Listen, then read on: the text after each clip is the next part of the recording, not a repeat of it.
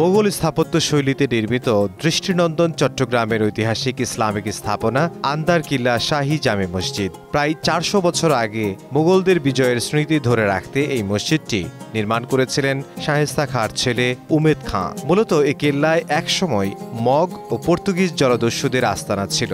১৬৬৬ খ্রিস্টাব্দে উমেদ খাঁ এই কেল্লার ভেতরে প্রবেশ করলে তখন থেকে এর নাম হয় আন্দর কিল্লা।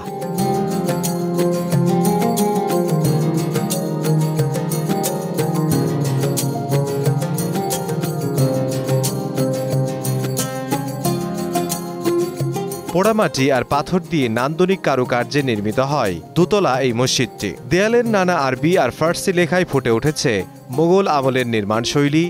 মোগল স্থাপত্য রীতি অনুযায়ী তৈরি হয়েছে আন্দর কিল্লা শাহী জামে মসজিদ। মসজিদটি দিল্লির ঐতিহাসিক জামে মসজিদের আদলে তৈরি। বড় বড় পাথর ব্যবহার করে এই মসজিদটি নির্মিত হয় বলে একে পাথরের মসজিদও বলা হয়ে থাকে।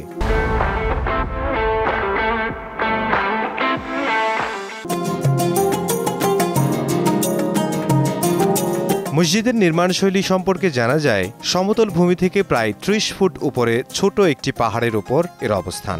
মূল মসজিদের নকশা অনুযায়ী এর দৈর্ঘ্য ১৮ গজ, প্রস্থ ৭.৫ গজ। প্রতিটি দেয়াল প্রায় ২.৫ গজ পুরো।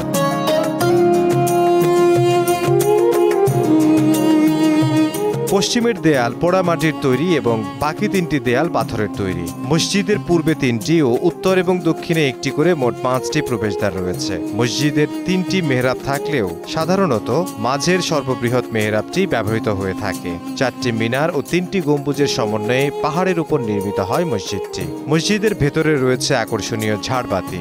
মসজিদে প্রবেশের জন্য রয়েছে ২টি প্রশস্ত সিঁড়ি।